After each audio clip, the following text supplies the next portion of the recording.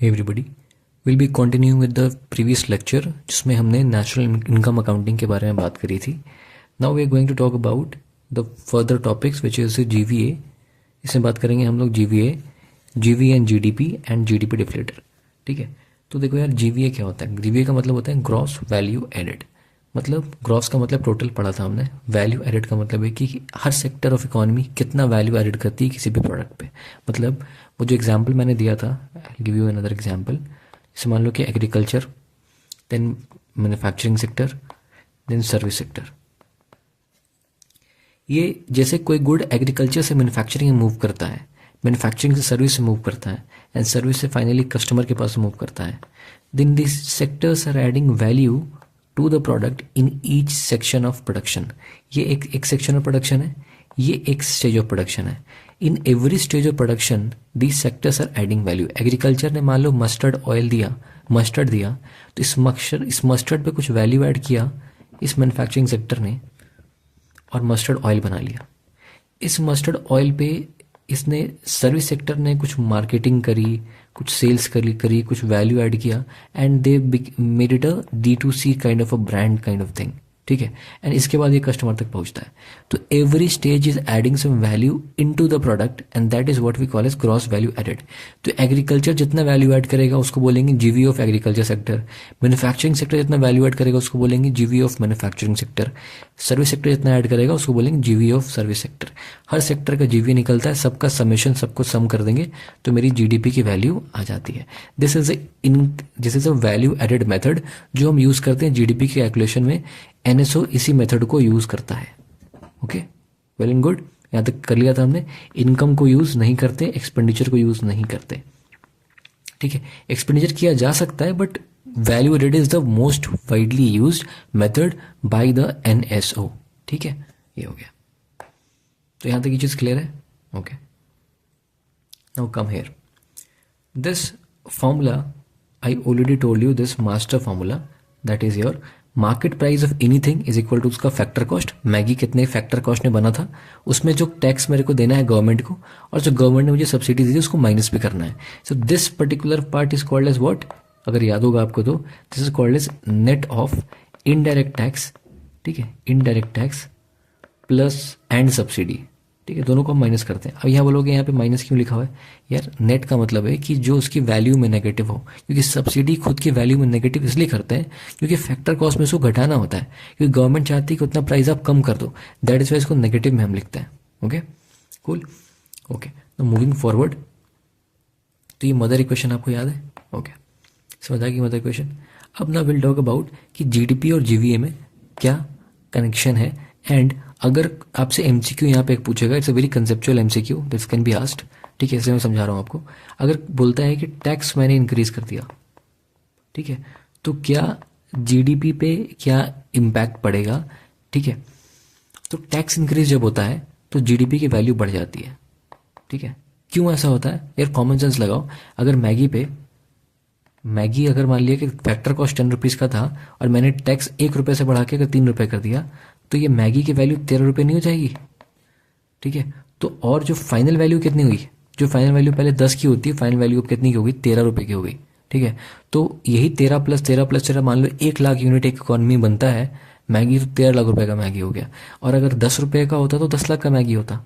This value is increased big why because tax was increase. So indirect tax के increase होने से GDP की value बढ़ जाती है.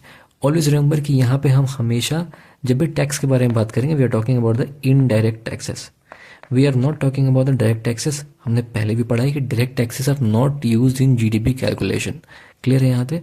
तो क्या देखा हमने कि टैक्स अगर बढ़ता है, with increase in tax GDP की value is likely to increase. ठीक है, ये हो गया. नाउ जीवीए का कनेक्शन सब्सिडी के साथ है. अगर गवर्नमेंट सब्सिडी दे देती है, ठीक है, तो जीवीए बढ़ जाता है, जीवीए इंक्रीजेस. इसके पीछे का लॉजिक क्या है. Logic very simple. सब्सिडी अगर गवर्नमेंट देगी, मान लो गवर्नमेंट ने बोला कि फर्टिलाइजर ज़्यादा ले लो, फर्टिलाइजर में सब्सिडी देते हैं, तो फर्टिलाइजर से क्या होगा, एग्रीकल्चर में वो जो किसान है वो प्रोडक्शन ज़्यादा करेगा. व्हेन द किसान विल डू प्रोडक्शन ज़्यादा, देन एग्रीकल्चर सेक्टर का जो नेट प्रोड्यूस है, नेट प्रोडक्शन है, ये नेट प्रोडक्शन ज़्यादा हो गया. नेट प्रोडक्शन ज़्यादा हुआ तो क्या हो गया, इसका नेट जो वैल्यू एडेड कर रहा है ये जो इकॉनमी में, वो भी बढ़ जाएगा, क्योंकि ज़्यादा प्रोडक्शन कर रहा है ज़्यादा वैल्यू ऐड कर पाएगा, ठीक है। दैट इज वाई सब्सिडी से जीवीए बढ़ जाता है। ये चीज़ क्लियर हो गई? Okay, cool. Okay, now coming to the last topic, which is your GDP deflator. GDP deflator. GDP deflator is nothing but it's an indicator for measuring your inflation. अब बोलोगे inflation कैसे major होता है, तो इसका जो फॉर्मूला होता है that is your nominal GDP upon real GDP, ठीक है। तो nominal GDP upon real GDP, एक पहले मैं ट्रिक बता दूं तुमको कि इस फॉर्मूले को याद कैसे करना है। So it is n divided by r। अब n पहले आता है, अब कंफ्यूजन क्या होता है कि रियल बाई नॉमिनल है भैया, रियल बाई नॉमिनल है या फिर नॉमिनल बाई रियल है। So it is nominal by real. याद कैसे रखेंगे? n by R. पहले अल्फाबेट में क्या आता है? n आता है, उसके बाद r आता है, ठीक है। दैट इज वाई n ऊपर होगा एंड r नीचे होगा, ठीक है। आप कभी बोलोगे नहीं, इसको याद हो गया। सो नॉमिनल बाई रियल जीडीपी, यहाँ पे आपका जीडीपी डिफ्लेटर की वैल्यू ये होती है। इसका सिग्निफिकेंस क्या है कि it is use to measure inflation. तो पहला एमसीक्यू क्या बनेगा कि जीडीपी डिफ्लेटर से इन्फ्लेशन मेजर होता है? यस, इन्फ्लेशन मेजर होता है। दूसरा एमसीक्यू क्या बनेगा? ये फॉर्मूला हो सकता है आपका कि नॉमिनल अपॉन रियल वाला, तो ये तो याद हो गया हमें, n बाई आर होता है, ठीक है। दूसरा हो गया। तो थर्ड यहाँ पे होती है इसकी वैल्यू हमेशा 1 से बड़ी होगी। GDP deflator is always greater than 1। ये स्टेटमेंट राइट है रॉन्ग है?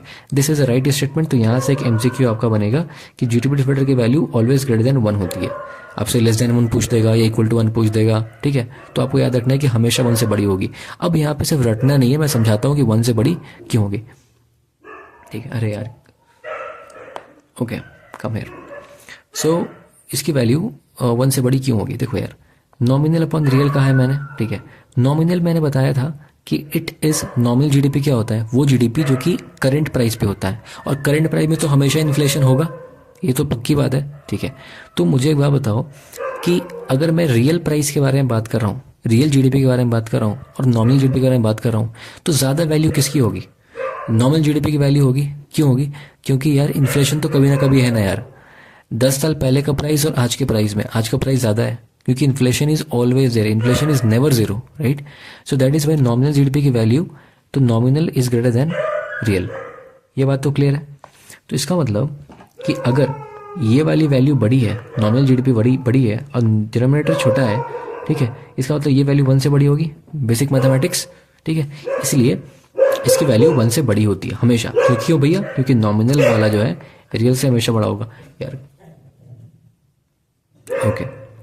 इसको इम्प्लिसिट प्राइस डिफ्लेटर भी बोलते हैं। It's a very important statement, याद रखना कि जीडीपी डिफ्लेटर को इम्प्लिसिट प्राइस डिफ्लेटर भी बोलते हैं। जीडीपी डिफ्लेटर को इम्प्लिसिट प्राइस डिफ्लेटर भी बोलते हैं। This can be asked in your MCQ, ठीक है। ये हो गया। अब यहाँ पे एक हाइपोथेटिकल केस इमेजिन करो कि अगर इन्फ्लेशन 0 हो गया, कभी होगा नहीं, बट अगर इन्फ्लेशन अगर इनकेस 0 हो गया, तो मैं क्या बोलूँगा? तब तो मैं रियल भी वही वैल्यू है और नॉमिनल वही वैल्यू है, दोनों वैल्यू सेम है। तो इसका मतलब कि न्यूमरेटर भी और डिनोमिनेटर दोनों बड़ा है, दोनों कट नहीं जाएगा। ये n is equal to 1, r is equal to 1, दोनों कट के क्या गया 1। तो इसका मतलब कि इस केस में जीडीपी डिफ्लेटर की वैल्यू जो है, डिफ्लेटर की वैल्यू 1 के बराबर आ जाएगी। जीडीपी डिफ्लेटर 1 के बराबर कब आएगा? जब इन्फ्लेशन 0 है। So inflation is there, then GDP deflator is always greater than 1। In general तो यही होता है। हाइपोथेटिकल केस में अगर कभी ऐसा हो कि इन्फ्लेशन 0 हो जाए, तो इस केस में जीडीपी डिफ्लेटर की वैल्यू 1 हो जाती है। क्यों 1 हो जाती है? क्योंकि इन्फ्लेशन अगर 0 हो गया तो इसका मतलब कि कोई प्राइस राइज हो ही नहीं। 10 साल पहले वही प्राइस था, आज भी वही प्राइस है। अब आज भी अगर वही प्राइस है तो क्या नॉमिनल और क्या रियल दोनों बराबर हो गया? दोनों बराबर हो गया, दोनों कट कटा के 1 आ गया, इसलिए जीडीपी डिफ्लेटर की वैल्यू क्या आ गई? 1 आ गई। क्लियर है? ओके। अब यहाँ पे एक स्टेटमेंट यहाँ से एमसीक्यू और बनेगा आपका। वो आपसे क्या पूछेंगे कि एक स्टेटमेंट देगा, आपको पूछेगा कि GDP deflator is a more comprehensive measure than CPI and WPI. CPI WPI हम इन्फ्लेशन चैप्टर में पढ़ेंगे। It is a indicator to measure inflation, inflation measure करने का तरीका है सीपीआई एंड डब्ल्यूपीआई, ठीक है। तो ये कह रहा है कि it is more comprehensive. So which is more comprehensive, GDP deflator और CPI WPI? GDP deflator is more comprehensive. क्यों कॉम्प्रहेंसिव ज़्यादा है? क्योंकि इसके बास्केट ऑफ गुड ज़्यादा है ना। पूरा का पूरा इकोनॉमी का जीडीपी अगर मेरे को पता है, ठीक है। सीपीआई डब्ल्यूपीआई में हम किसी एक बास्केट ऑफ गुड को लेते हैं, उसमें कुछ कुछ गुड सर्विस ले लिया, गुड ले लिया, उसका इन्फ्लेशन निकालते हैं, उसके प्राइस के बारे में बात करते हैं।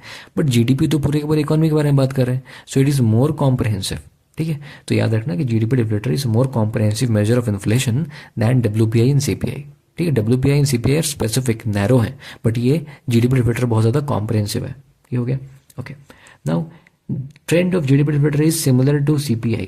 ये एक स्टेटमेंट है, इसको आपको एग्जाम के लिए ध्यान में रख सकते हो। ठीक है, WPI से सिमिलर नहीं है। क्यों नहीं है, रटना नहीं है, समझ लो बात। WPI मतलब होलसेल प्राइस इंडेक्स, वो ज़्यादातर होलसेल के बारे में बात करता है। ठीक है, सप्लाई साइड के बारे में बात करता है। Okay, but CPI talks about the demand side things, कि आप जो डेली डे टू डे चीज़ों को खरीदते हो, दैट इज़ अ CPI। कहीं ना कहीं GDP तो उसी चीज़ के बारे में बात करता है। गुड्स एंड सर्विस जो प्रोड्यूस हो रहा है वो अल्टीमेटली मार्केट में ही आ रहा है, कंजम्पशन में ही आ रहा है, फाइनल गुड ही है। ठीक है, we are talking about the final goods. Final good को तो GDP बोलते हैं, इसीलिए कहीं ना कहीं उसका जो पैटर्न होगा it will be more comparable to the CPI than to the WPI। क्योंकि WPI तो पूरा पूरा होलसेल के बारे में बात कर रहा है, and wholesale is more of the supply things, raw materials and things like that. Okay, ये हो गया। अब GDP डिफ्लेटर की अगर वैल्यू बढ़ती है, ठीक, इसकी वैल्यू अगर इंक्रीज होती है तो इसका मतलब क्या होगा, अगर ये इंक्रीज हुआ तो मतलब न्यूमरेटर इंक्रीज होना चाहिए और डिनोमिनेटर डिक्रीज होना चाहिए। इसका मतलब नॉमिनल की वैल्यू क्या हो गई, ज़्यादा हो गई, और रियल की वैल्यू कम हो गई। तो इसका मतलब क्या हुआ कि नॉमिनल जब ज़्यादा हुआ और रियल कम हुआ, इसका मतलब क्या हुआ टेक्निकली, नॉमिनल का मतलब क्या है कि इन्फ्लेशन उसमें ऐड हो जाता है। इसका मतलब कि अगर nominal is greater than real, मतलब यहाँ पे क्या है कि इन्फ्लेशन बहुत ज़्यादा है मार्केट में, मतलब तभी तो प्राइस ज़्यादा हो रही है। तो इसका मतलब अगर कोई बोलता है कि GDP डिफ्लेटर की वैल्यू, एक स्टेटमेंट यहाँ से बनेगा आपका MCQ, बोलेगा कि GDP डिफ्लेटर की value is increasing, then what is going to be the effect on inflation. Statement आपसे ये पूछ देगा कि GDP with increase in GDP deflator your inflation is bound to increase, right और रॉन्ग। यस, GDP डिफ्लेटर अगर increase करता है तो इसका मतलब कि नॉमिनल ऊपर वाले की वैल्यू ज़्यादा है, नॉमिनल की वैल्यू ज़्यादा है। अब नॉमिनल की वैल्यू ज़्यादा मतलब क्या है कि इन्फ्लेशन होगा ही होगा, है ना, तभी तो नॉमिनल ज़्यादा हुआ। So this is all about your GDP deflator. तो पहली चीज़ ज़्यादा कॉम्प्रिहेंसिव है, ये इसका ट्रेंड CPI से मिलता जुलता है, इसकी वैल्यू हमेशा 1 से बड़ी होती है क्योंकि इन्फ्लेशन हमेशा कभी ना कभी रहता ही है, और GDP डिफ्लेटर की वैल्यू अगर बढ़ती है इसका मतलब क्या है कि इन्फ्लेशन भी बढ़ता है। कॉमन सेंस रटना नहीं है, सिंपल सी बात है। ठीक है, यहाँ तक हो गया। So till then I will wish you godspeed, alright, and I will see you in the next lecture. Okay, till then keep studying, keep hustling.